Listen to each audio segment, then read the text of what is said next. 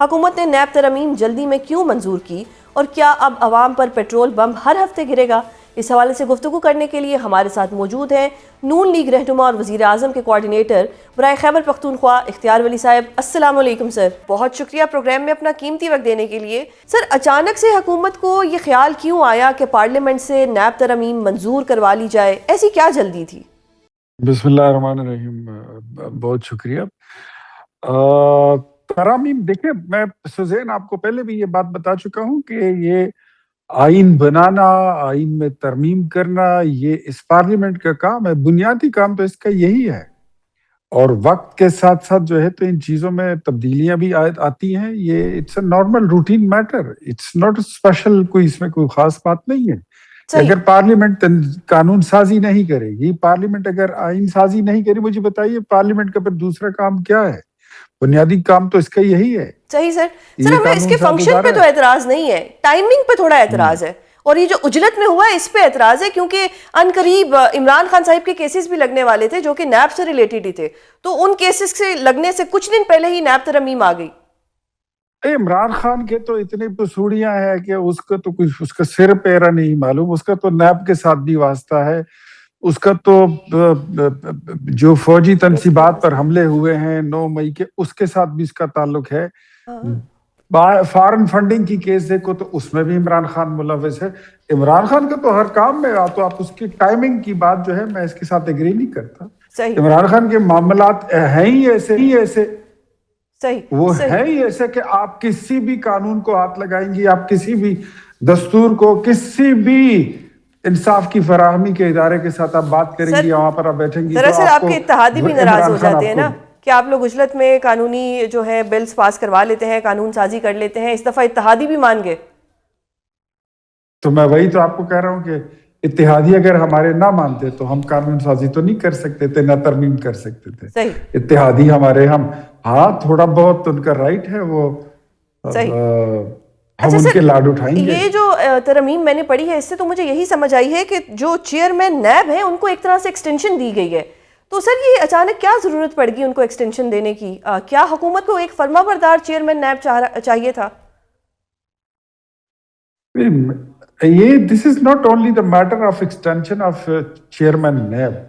This is only matter to make the process very transparent. اور دوسری ایک بات آپ کو یہ بتاؤں کہ ہم تو اس نیب کو اتنا بھگت چکے ہیں کہ اس کی میرے خیال میں کوئی مثال ہی نہیں ہے۔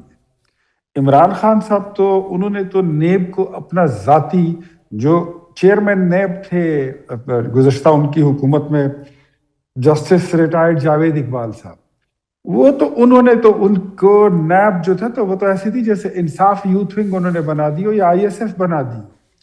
آپ نام لے کسی اپوزیشن رہنما کا اور وہ رات کو ان کو اٹھا لیتے تھے اور پھر سالوں سال پتہ نہیں چلتا تھا، آپ کو یاد ہوگا۔ تو عمران خان کا تو نیب کے معاملات کے مجھے نہیں پتا کہ ان کے کون سے کیسز ہیں جو نیب میں لگنے والے ہیں۔ سر توشہ خانہ 2، القادر ٹرسٹ کیس، ٹھیک ہے، صحیح ہے، ہونا چاہیے۔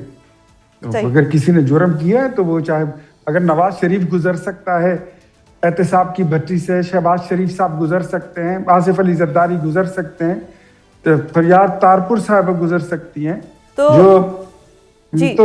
کیا کباعت ہے؟ اگر انہوں نے بھی کچھ کیا ہے تو ٹھیک ہے، ان کو گزرنا چاہیے، اگر کچھ نہیں کیا تو ان کو کچھ نقصان نہیں ہوگا، وہ باعزت طریقے سے باہر آ جائیں گے۔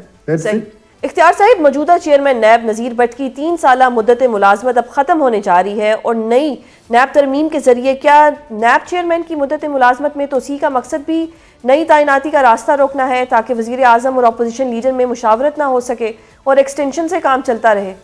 ترامیم وہ بھی آئینی طریقہ ہے، اگر پرائم منسٹر اور پریزیڈنٹ ان کو ڈائریکٹلی وہ کریں، ایکسٹینشن دیں، اور پارلیمنٹ سے اگر اس طرح ہو جائے تو بھی ٹھیک ہے۔ اس میں تو کوئی دونوں آئینی دستوری طریقے ہیں، کوئی غیر آئینی طریقے تو کوئی نہیں ہے۔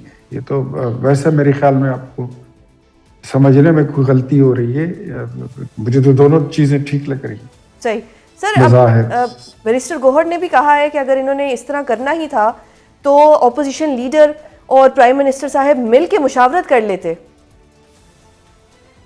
بیرسٹر گوہر بیچارہ اچھا شریف آدمی ہے، وہ اس کی مثال رضیہ کی جیسی ہے، وہ گنڈوں میں پھنسی ہوئی ہے بیچاری. اب میں کیا کہوں، اتنا اچھا آدمی ہے، اتنا شریف آدمی، اتنا قابل آدمی ہے، اور ایسے فرقے میں اور ایسے طبقے میں پھنس چکا ہے کہ میں تو روز اس کے بارے میں سوچتا ہوں کہ بیرسٹر گوہر کی صبح سے شام کیسی ہوتی ہوگی اور شام سے پھر صبح کیسی ہوتی ہوگی.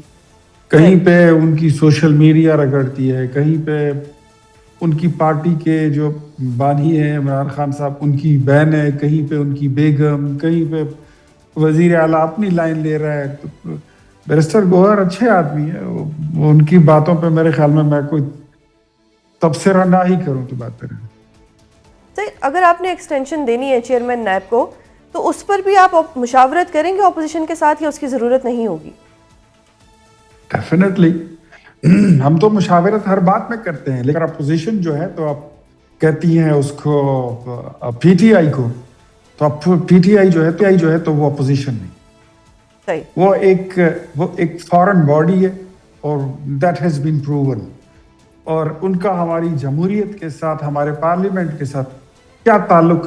پاکستان کی سلامتی کے ساتھ جن کا کوئی تعلق نہیں ہے، پاکستان کی وقار کے ساتھ ان کا کوئی تعلق نہیں ہے، تو ان کے ساتھ کیا مشورہ کرنا؟ کل آپ نے دیکھا ہوگا کہ پرائم منسٹر نے تمام پولیٹیکل پارٹیز کو، سر میرا اگلا سوال بھی اسی حوالے سے تھا. ہاں، تو سارے لوگ آگے، اور پی ٹی آئی نے کہا کہ انہوں نے وہی اپنی دکانداری کھول لی، دکان کھول لی کہ ہر مال. تو سر اس سے کوئی حکومت کو پریشانی ہے یا نہیں؟ نہیں، حکومت کو کوئی پریشانی نہیں ہے. ہم تو صرف ساری پولیٹیکل فورسز کو ہم آن بورڈ رکھنا چاہتے ہیں، ایک ساتھ لے کے چلنا چاہتے ہیں. پرائم منسٹر نے ڈیسائیڈ کیا کہ پہلے پارٹی کے چیئرمینز کو اور پھر ان کے جو پارلیمنٹری لیڈر ہیں ان سب کو بلا لیا جائے اور ان کے ساتھ تو ان کو آن بورڈ لیا جائے کہ آن کیمرہ اور آف دا کیمرہ چیزوں میں کیا فرق ہے، اور ان کو اعتماد میں لیا جائے، پھر ان کی رائے بھی لی جائے اور پھر جوائنٹلی کوئی اسٹریٹجی بنائی جائے. پاکستان تحریک انصاف واحد جماعت تھی جس نے کہا کہ ہم نہیں بیٹھیں گے. تو اب آپ اس سے اندازہ لگا لیں کہ ان کو جو مغربی بارڈر کی صورتحال ہے، جو خیبر پختونخوا جہاں پر ان کی 14 سال سے حکومت ہے، وہاں پہ لگی ہوئی آگ پہ ان کو کوئی پرابلم نہیں ہو رہی ہے. اس سائڈ سے جو آپ کو معلوم ہے کہ مشرق وسطیٰ میں جو جنگ چھڑ گئی ہے، خلیج میں جو جنگ چھڑ گئی ہے، اس میں پاکستان کا کیا کردار ہے؟ سر وہ ایک ریکویسٹ کر رہے تھے کہ خان صاحب سے ملاقات کروا دی جائے یا قومی اسمبلی اور سینٹ کا مشترکہ اجلاس بلا لیا جائے، تو اگر آپ ان کی ایک چھوٹی سی گزارش مان لیتے تو وہ آ جاتے. یہ باقی پارٹیاں جو ہیں تو کیا یہ پارٹیاں نہیں ہیں؟ یہ پاکستان پیپلز پارٹی، یہ جماعت اسلامی، یہ ایم کیو ایم، یہ کیو لیگ، یہ کچھ بھی نہیں ہے. مسلم لیگ نون بیٹھی ہے، یہ کچھ بھی انہی کی مانی جائے وہی بات درست ہے. یہ ہر وقت لو اور دو یہ دکان کھول لیتے ہیں، قیدی دکھا دو، قیدی چھڑا دو. ان کے پاس ان کے علاوہ کوئی باتیں ہی نہیں. They've got nothing to do with the national sovereignty and the peace of Pakistan. تو سر عمران خان والی شرط تو چھوڑ دیتے ہیں. جی یہ شرط چھوڑ دیتے ہیں تو پارلیمنٹ کا ان کیمرہ اجلاس بلا لیا جاتا.